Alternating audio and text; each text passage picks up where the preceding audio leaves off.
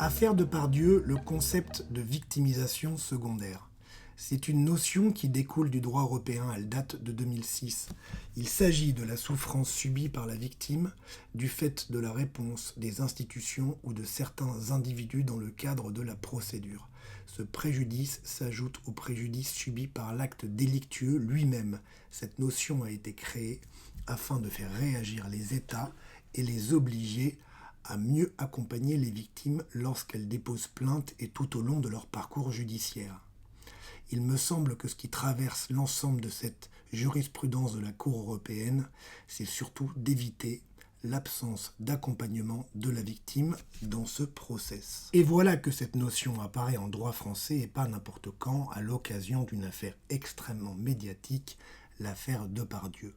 Notre confrère Maître Assous, qui, reconnaissons-le dans le climat ambiant, avait fort à faire pour espérer obtenir le respect de la présomption d'innocence de son client, a donc choisi une défense dure de la vie de ceux qui ont assisté au procès. Un mot à ce sujet, il y a ici un avocat solitaire face aux multiples avocats de la partie civile, face à l'hostilité du parquet et manifestement à celle du tribunal.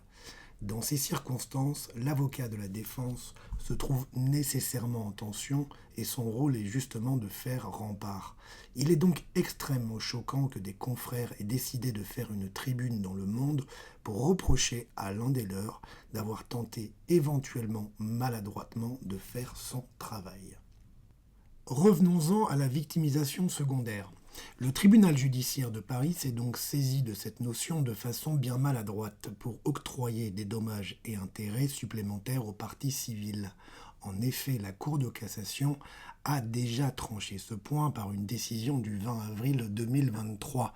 Elle explique que la rhétorique d'un avocat peut être excessive sans être pour autant répréhensible.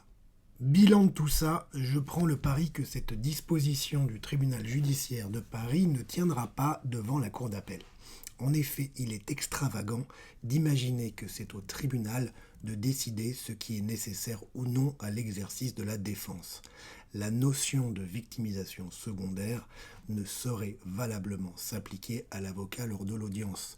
Il existe en effet d'autres armes juridiques telles que l'incident d'audience qu'auraient pu provoquer les avocates des parties civiles comme les magistrats en présence pour contraindre notre confrère Assous à s'expliquer éventuellement devant son ordre s'il avait réellement violé ses obligations professionnelles. Nous parlerons justement de la notion d'incident d'audience dans une prochaine vidéo. Bonne journée à tous.